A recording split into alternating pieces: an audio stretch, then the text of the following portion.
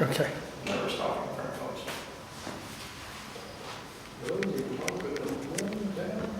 When you're ready. Good afternoon, my name is Mark Stiggers. I'm the president of Historic Middletown Incorporated. We run the Middletown Museum, and we invite you all to come see us anytime. We'll have a slide that will show our hours in a little bit and our location. Over on the table, come into the room, we have our brochures that has some pictures and some information about our museum. Don't pay attention on the back because that information is incorrect, but the brochure is fairly up to date. What we'll talk about today, get this all together. We're going to talk several things. I know most everybody prior to beginning here is from the Middletown area or the Eastwood area. But we're going to talk a little bit about Painstone Station, Long Run Massacre, Abraham Lincoln's massacre that he had, the Chinook massacre, and then we'll talk about Middletown through the years. Just bring some old memories back, hopefully. Painstone was in Shelby County, just outside of what is Shelbyville now, and Squire Boone settled that way back in 1779. It was kind of a wilderness area out there then. It was just trees and these poor settlers out there.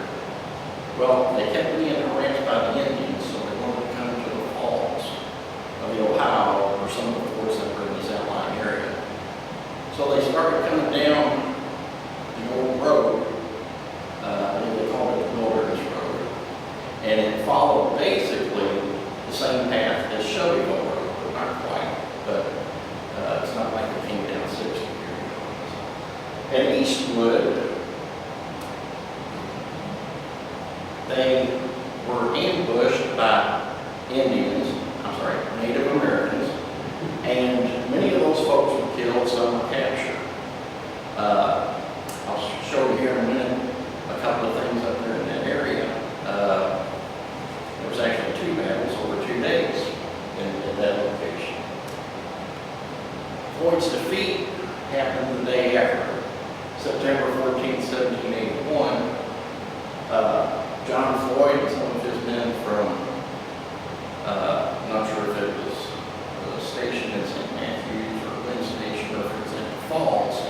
Anyway, they come to see what was happening out here after they were ambushed because those survivors had made it to the fort and reported back. They were waiting, the Native Americans were waiting for them because they knew they would come back. The white people just didn't leave their folks alone. They went back to Harold. And they were ambushed in Eastwood. If you're familiar with Eastwood, it was on the Eastwood cutoff. Up where the ball fields are, church, and some of those areas up there is where this occurred. Now, outside of that area is a memorial that's Floyd's defeat. This is on the Eastwood cutoff, and it's just mentioning that they were ambushed by the Native Americans, and some of the folks that were killed there, because the second day there was British officers, and I'm sure some of their militia with them that were their people, because the British were siding with the Native Americans against the settlers. So that's why we've got British folks in this area as well. Some of the dead were hastily buried in a sinkhole just to the south of, and I'm not sure what they call it this week, but it's the Eastwood Presbyterian Church. The Eastwood Cemetery is there now.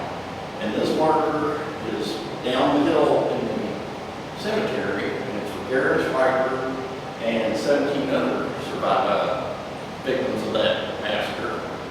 They were thrown in a sinkhole because they didn't have time to bury them. So they threw them in a sinkhole and scattered back to Louisville. So, interesting there. Now, Richard Chenoweth, he helped found Louisville with the first fort on shore. Memory is correct, came down the river with George Rogers Clark. And after a while he came to Middletown, long before Middletown existed. He built his place, and it's kind of hard to see maybe, but the remaining part is the Chimney Spring House. It's over off of Oak Road, and Old Henry Road. This is the Rogers Quarry. This is the Gene Snyder 265. And that still exists. Here's pictures of it in 1911. And it's thought from maps and other information that their cabin was up here on the hill behind it. And to the right there is the cabin as it was seen, or the spring house as it was seen in 2018. Now obviously this is the back view of it, and that's the front, but it still exists. It was rebuilt in the late 60s, early 70s, and the quarry Rogers Group people, they keep a roof on it and maintain it a little bit, but it is heavily overgrown right now. The Lincoln Massacre occurred out on Flat Rock Road. It's right, Flat Rock. At what is Long Run Baptist Church. They were out planting corn. The Native Americans attacked. Abraham Lincoln was killed in that attack. His son Mordecai retrieved a rifle and shot the Native American dead there. The family didn't stay long at that location afterwards. The father was gone. It was still a wild prairie area. So they moved, I believe it was Washington County or Liberty County. But Abraham Lincoln, the president, is named after his grandfather. Grandfather's name in those days was spelled Lincoln, and it's morphed into Lincoln. But Abraham Lincoln's father was at the massacre of grandfather. Here's a picture of Long Run Baptist Church. I'm not really sure what year this is, probably around 1900, somewhere in that neck of the woods. And beside it is the remains of the church prior to mid-1960s, late 1960s. The church was burned. It was an abandoned church. It burnt down. They took the walls down as a safety precaution, but the foundation still exists. And you can still see the foundation today. A little more history closer to home is we have the bell that was at the Greenland's Tavern, that was at Harrison and Main Street. And at the time there was a tavern there, Greenland's Tavern, and when General Lafayette came to town in May of 1825, they rang the bell to announce to the citizens that the general had arrived in town. There's been stories about the general that we have since proven not true. Let's say it that way. There are stories that he stayed and had a ball at the Greenland Tavern. He did not. There are stories he spent the night in Davis Tavern, which is now City Hall. He did not. Because there's records that show he spent the night in Shelbyville and had a ball there on his trip to Frankfurt, Versailles, Lexington, and then on to Cincinnati area on his trip back to D.C. But you can come see the bell and ring it if you're so inclined. Another Middletown landmark is in the city of Douglas Hills, just to the west of us. This is the Douglas Homestead. It's no longer existing, but it stood where Charlestown Park sits now. The spring house below this house still exists. It doesn't have a roof on it. The walls are still there. And Colonel Douglas, he moved in late 1890s up to the teens and 20s of 1900s. This is Colonel Douglas here. He was into bourbon, he was into racehorses. A lot of what is Douglas Hills was a horse farm when he had it. And legend has it that part of it was burned during the Civil War. Here's a picture of the spring house down below. The house was set up on the bridge behind that there. You can see the valley here where the spring water came out, and there was a trough down at Shelbyville Pike, as it was called in those days, that you could water your horses. But the house and the spring and all was built by W.G. Womack. The Womack Cemetery was on the property, just up the hill a little bit towards Moser Road and LaFontaine, up that way. And that was moved in 1937, thereabouts. You can come see the museum, we can talk to you, tell you all about you moving the cemetery and what was found there. Just a 1858 Bergman map of Middletown. We'll switch sides on you because it's got glare. Middletown's here, and this is the property owners of the area at the time, back in 1858. It's a little hard to reach, but the gentleman massacre was here. This was the location of their cabin, but it just gives you an idea of what Middletown was in 1858. The Womack property is here. Here's the old house, and there's a racetrack that he has there. The cemetery I mentioned was on this little triangular piece right over here on the Shelbyville Pike.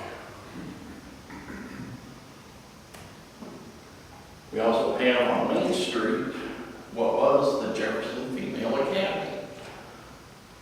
It was a home, it was a school, it was a hotel referred to as the 12-Mile House.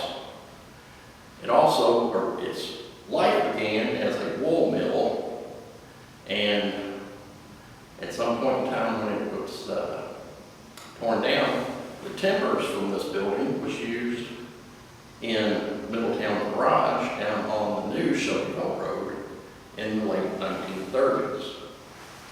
But we had a nice building up there on Main Street. Today, this site is the site of Middletown First Baptist Church on Main Street. Coming back to the west a little bit, this is the same building, it's Middletown Inn, built in the neighborhood of 1800 to 1804.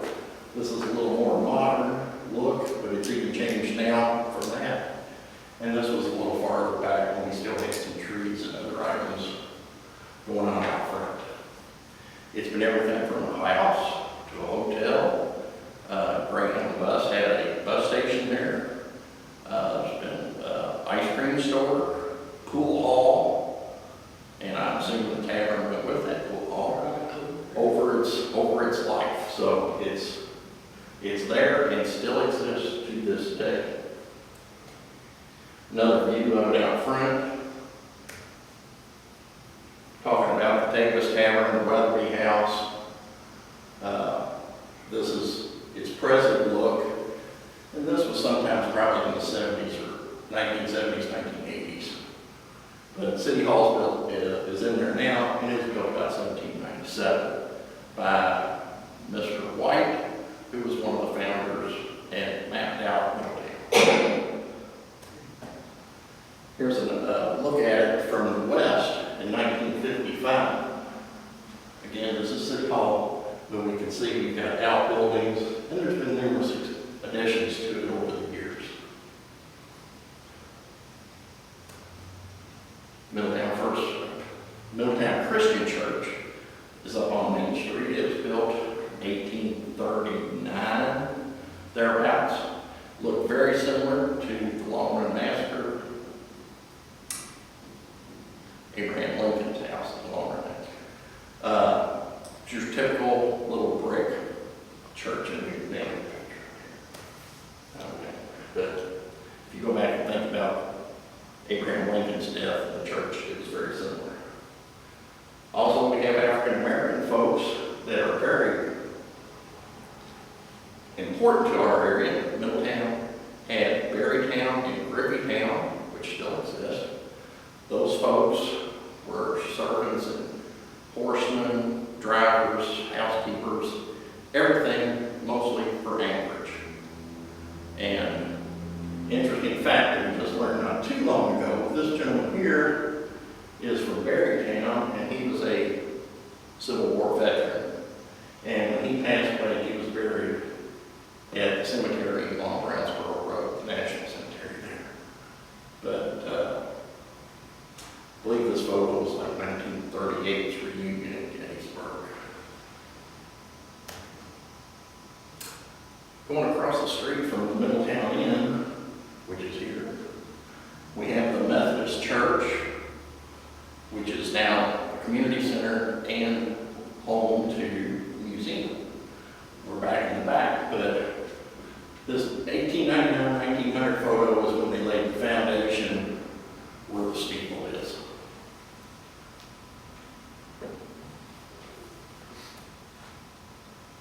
Again, back on Main Street, the Middletown Inn is behind us. This is where the pool hall was. It used to be a lawyer's office. I think it's now vacant. But a survey crew was surveying Main Street. Now, I'm not sure what they were surveying. I don't know if it was widening, whatever, it doesn't matter. But we can see the road is gravel. And this is early 1900s, and we know at least in the 1920s, it was still gravel because we've got stories where they would oil the roads to keep the dust down off the gravel. So, an early survey crew in Middletown there too. Did you know we also had a band back in the day? This is a program, a picture of our band from December of 1909. They did a lot of their shows in the Masonic Lodge, which is now a beauty shop. It's 11,509, I believe, is Main Street. But we had a band. Checking with J-Town, they had a band as well. And there would be competitions, or they would switch and play at different areas. But didn't know we had a band other than the high schools. This is just a general area of Middletown. It shows the post office boxes. Not that Middletown is this large or anything, but before Anchorage came along in the early days, even abandoned, most of the trade happened in Middletown. Farmers would bring their goods here and then go out from there. But it gives you an idea of where it's at. Also shows a lot of the landowners in that particular area. The interurban was 19-teens up to 30s, I believe it was. Middletown had an interurban train station. And this station, it ran from downtown out to Shelbyville, where it would turn and come back. And this is the lady that ran the station. These doors we have in our possession, but they're in storage in the bottom of in the basement of City Hall, but they're there. This is now the location of Cole's Pizza or Big Bag Breakfast. They tore it down and put those up there. But if you look at those new restaurants, they've incorporated some of the architectural features to make it look like a train station. Here's a car coming in from Shelbyville. This here is North Madison. Shelbyville Road would be down this way. But that's at the Middletown station. Where was that again, Middletown Station? And North Madison and Shelbyville Road. Okay, cool. Yeah. We're Cole's Pizza and Big Bag. Now this is the same thing. This is Shelbyville Pike, interurban car coming east, and this is about where it turned at Lincoln Bedford Parkway. It's not the mess that it is today.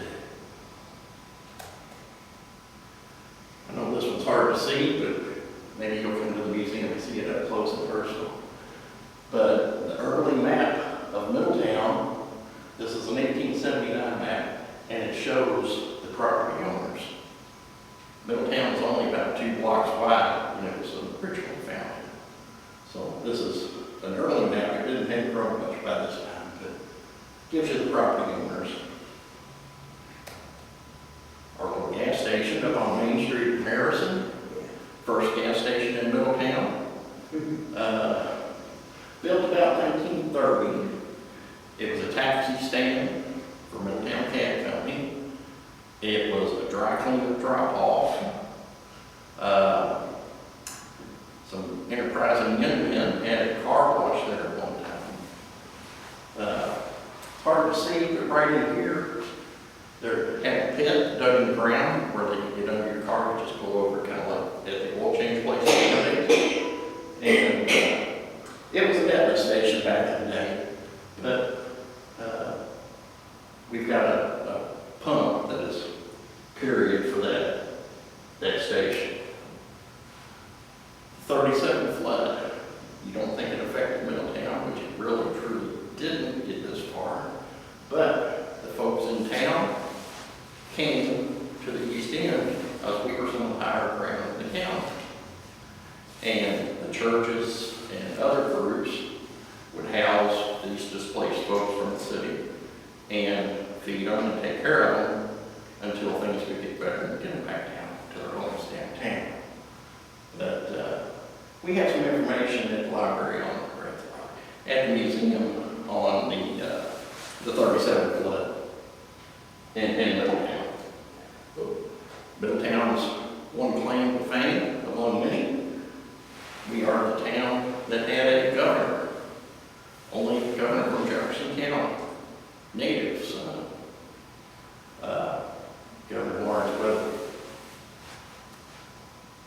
Now we're just going to look at a couple of pictures from days gone by that are pretty interesting.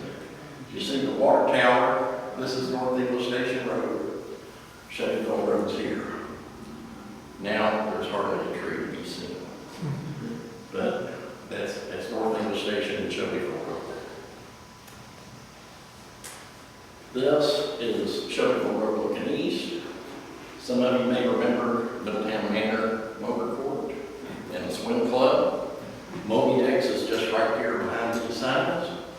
Walgreens is sitting over here. And at the far west end of town, at the split where Blankenbaker's along this area, was the split welcoming to Middletown. This was the Shelbyville bypass that they put in the 30s. Otherwise, they become Main Street, and we wouldn't look like we do today. Far into town. Now, this is Main Street, and this is interesting.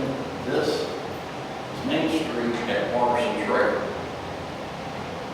This house, and it's hard to see here, but there's a house here that was referred to as the Barb House. Still exists. Waterson Trail's right here. This is Main Street. Just behind this car is where Mark's Feed Store is. And I'm always amazed how wide Main Street is in this picture.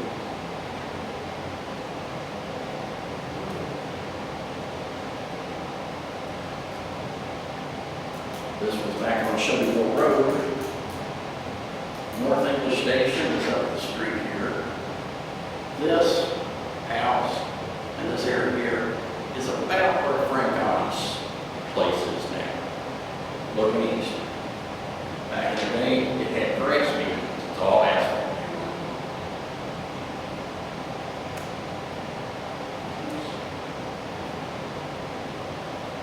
We want you to come to our museum because we offer more than just artifacts in one hand. We have Ancestry.com, if you're in family genealogy. We also have family search as a type of newspapers.com. We were given a number of books from the local genealogical society when they closed their library at Latter-day Saints Church in Berkshire. We got a lot of that lot of photographs. If you have photographs that you'd like to have scanned or something, we can scan them while you're waiting. If they're Middletown related, you might like to keep a copy. And then, of course, our exhibits. We're always looking for volunteers. If some of you have some spare time, just one day a week, 4 hours, 10 to 2, weekends, we don't care. We can use you if you want to volunteer. Come by and see us. We'd love to talk to you. And I'm saying our hours, the days we're open, our email address, our phone number, and we'd love to have you. I'll open it up to questions now, if anybody has any. Oh, I want to tour that tunnel in Eastwood. I want you to set up something like that. Tunnel? I'd have to get the trail work, because that's still an active line. Exactly, or inactive? I'm sorry? Would you say it was? It's still an active train line, train Oh, track. is that where the trains are? Yeah. And up that track, it does run through the cemetery.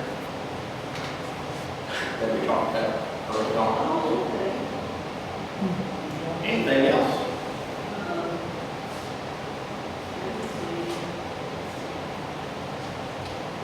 see. So they say they don't know where Abraham Lincoln's grandfather is buried, is that correct? That's correct. So there was a cemetery in the area there, I guess. Yeah, it's in Longman Cemetery somewhere. They say it's within the foundations of the old church, but there's no fact to be had to say where. Were there any Civil War skirmishes out here that you're aware of? Some, we have some information about that museum, people say library. Middletown was occupied by both the Confederates and Union troops over time. There was some skirmishes in Douglas Hills, and they worked their all the way back. And at Floyd's Fork, where Beckley Creek Park is, the hill, allegedly, so the story goes, Confederate artillery set up on that hill and fired to across Floyd's Fork Creek to the Union troops that were on the west side. So, and then they pulled all back to shut the hill in other places. How close is Persimmon Ridge to us? Is that any history to us? Not that I'm aware of. Could be, we haven't uncovered it yet. What, Could be, but we haven't uncovered it yet. Middletown band, you said played in the Stonehouse. Was it the same band that played there all the time, or was it different bands that came in, or? It was usually that band, but they also traded with J-Town. They had a band as well, and they would travel back and forth to entertain us to the same There's a bunch. Stonehouse across from Foxmore too, that used to be, have a band in there. Could be, I don't know about that. I understand it's on Agent Uncle's